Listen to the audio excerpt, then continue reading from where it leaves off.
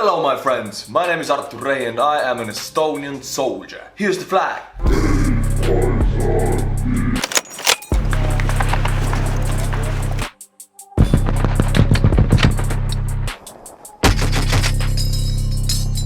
It's too short. You can't see it. My flag is too short, damn it. I shouldn't say that, I guess. Special forces, right? They're special because they are good.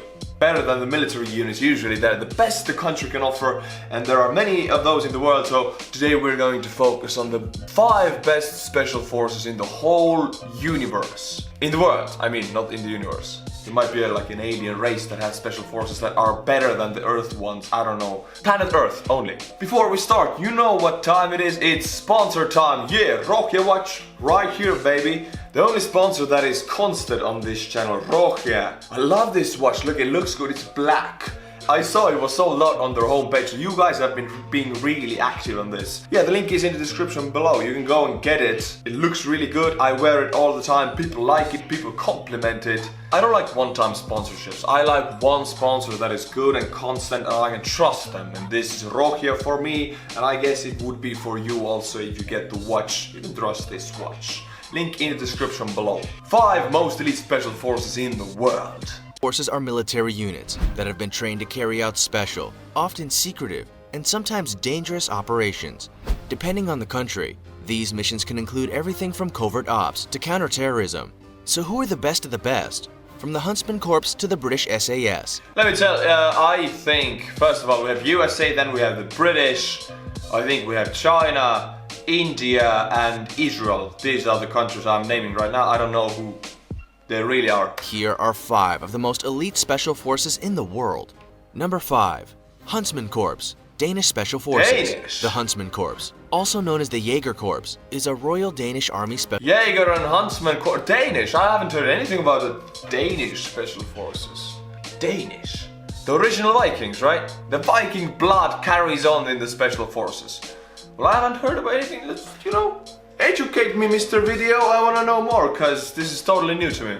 Special Forces Unit from Aalborg Air Base. If you want to be one of the best, then this Special Forces unit is the one you'd want to be part of. It was first formed in 1785 as the Hunter Corps of Zealand, but underwent several name changes over the years. It became the Huntsman Corps in 1961 and has trained over 350 soldiers between 1961 and 2009. Even though it has been around for hundreds of years, it wasn't until 1995 that elite trained soldiers were deployed on their first mission. 350 soldiers, that means they're really low on numbers, meaning the training is probably really dense and really individualized also. If the numbers are that small, they have to be good, yeah.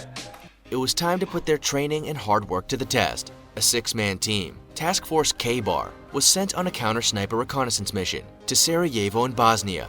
For their efforts as part of a joint special forces group in Afghanistan, the Huntsman Corps received the Presidential Unit Citation in 2004. If you think you've clocked up enough hours on your gaming console to fancy yourself a special forces expert, then think again. You would be amazed at what it takes to actually become involved in an elite special forces team, such as the Huntsman Corps. You must be both physically and mentally fit. I have 2,000 hours on my Minecraft account. I have 1,500 hours on World of Tanks. I can be an elite special forces. But if you put, not 2,000 hours, but most of your life into training, then you get to be one of these guys. And no one is counting those hours like Steam does, really, no. You just have to give your life away. Boom, gone. Patron times, my friends. We have some new patrons that are kind of old now because the whole depression thing in the meantime, which is still going on. But we're still going to name them because it is fair and it is the right thing to do. We have Lawson Bleeker, a good man being a patron. Thank you, Lawson Bleeker. We have Mikal Jastrepski. Mikal. I'm gonna call you Mikal. Thank you, Mikal. Your name is difficult, your family name. Polish, maybe? And now we have Antonia Sina. Antonia, huh? 2 options. You're like from the mafia in the New York, or you're just full out Italian, man. You're full out Italian. Thank you, Antonia. If you want to support the channel, the best way to do it is through Patreon. We have still many patrons left, which amazes me because I was down for such a long time. I'm trying to get back my life now. I'm trying to make these videos for you again, and some patrons left, but most of you didn't, which... Aitäh! which is thank you in Estonian. The first stage covers 5 days of learning what you must get better at, such as swimming and orienteering. You then move on to training and evaluation, followed by an 8-week patrol course. If you manage to excel in this grueling training course, you then move on to the aspirant course, which is all about learning and pushing Only then you move on to the aspirant course. Whoa! So you gotta be in there for a few months before you can even start the aspirant course. Well, it's kind of the same in the conscript service in Estonia, actually. Yeah, you go in for 11 or 8 months. If you want to be an aspirant, you go for 11, and after 3, I think, or 4, you go. After 3 or 4 months, or 5 maybe, you go to be an aspirant, and you come back, and then you're like a little bit higher up than the others as an aspirant. Aspirant in Estonian. Sounds the same. But I mean, yeah, I wouldn't make that mistake comparing our training with these guys. No. Very different. Ours does not even compare. It's so easy compared to them, I guess. your physical limitations. Those who master the aspirant course will then complete 2 weeks of parachuting and 2 weeks of combat swimming. Today, so you parachute and then boom, you suddenly go underwater. You learn both. These guys know everything, I guess. And they look like death. Look at them. Huntsman Corps consists of 150 soldiers with experience in parachuting, infiltration, sabotage, counterterrorism, surveillance, demolitions, and more.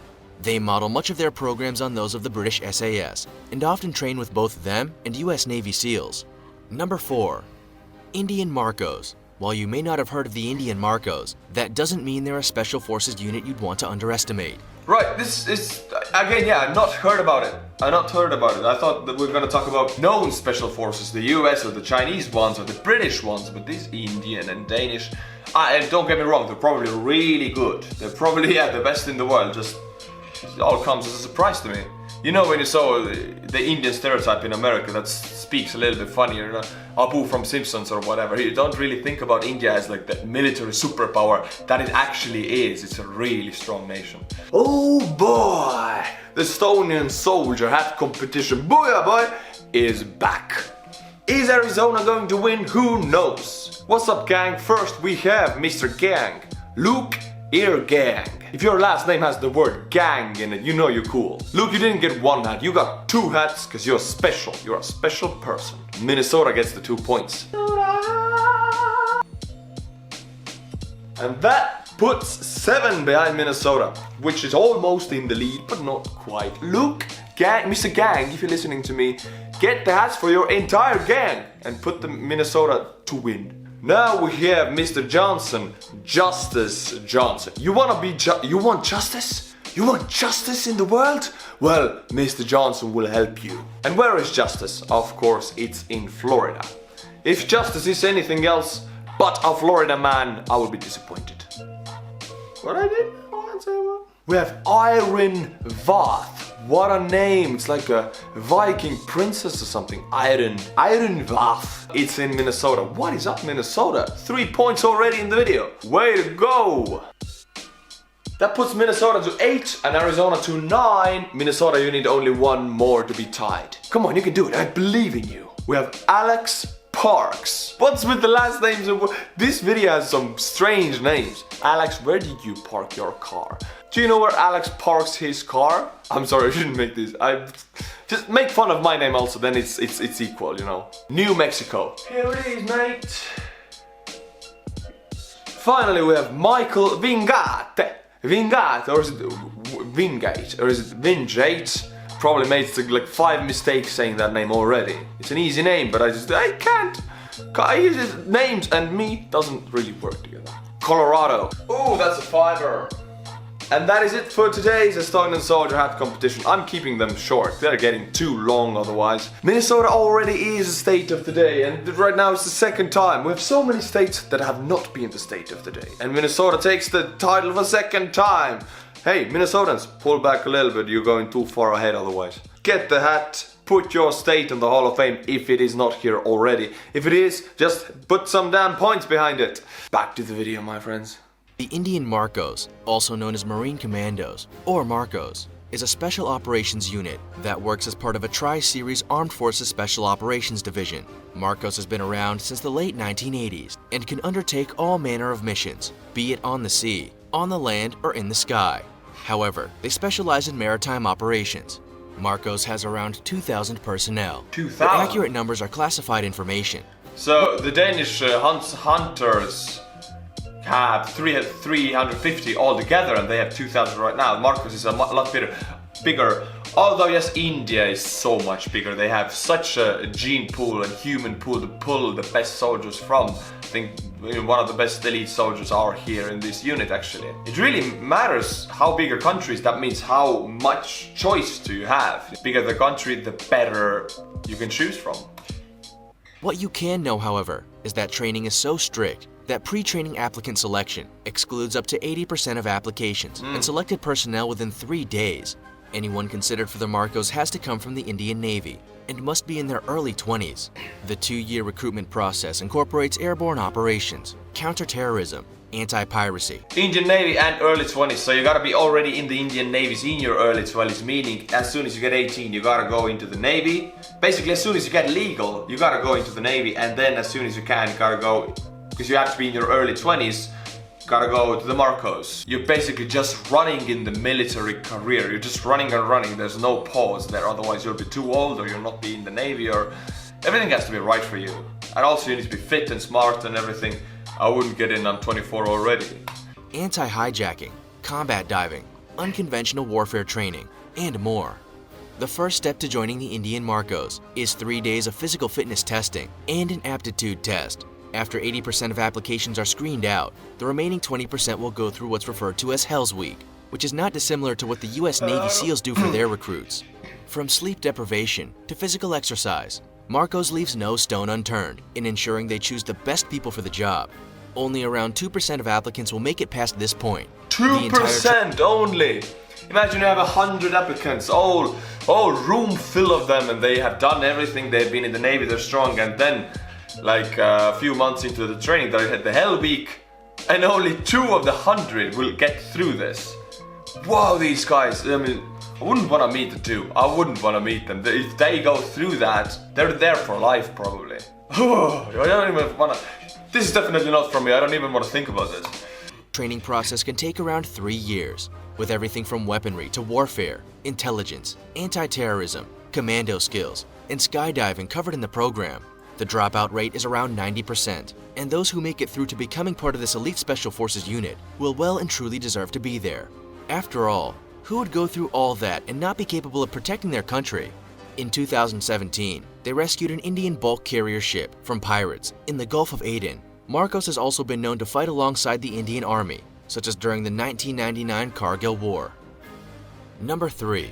JW Grom. Okay, JW I know Grom, them. which is named in honor of the Home Army and Silent Unseen from World War II, is a premier Special Forces unit from Poland. Such is their accuracy. Yeah, the Grom is mentioned also in other videos. Indian and Danish ones not, but Grom yes, and they say they're really damn good. I recently sang a song in Polish. Check it out, here it is. Jeszcze żule z Ukrainu, hej, hej, hej, Zokoli, omijaj się góry, lasy doly, dzwoń, dzwoń, dzwoń, dzwonieczku, mój step polu z koroneczku, hej, hej, hej, Zokoli. I don't speak Polish, it's really difficult language. It's a Slavic one, Estonian language is Finno-Ugric. But I just listened to it many times and try to sing it in boom. It's a really cool song. Hey, you from Grom in Poland? Leave a like, boy. Precision and skill set that soldiers within JW Grom are often referred to as the surgeons. They boast surgical abilities, extensive medical training, and are even modeled on NATO Tier 1 units such as Delta Force from the United States.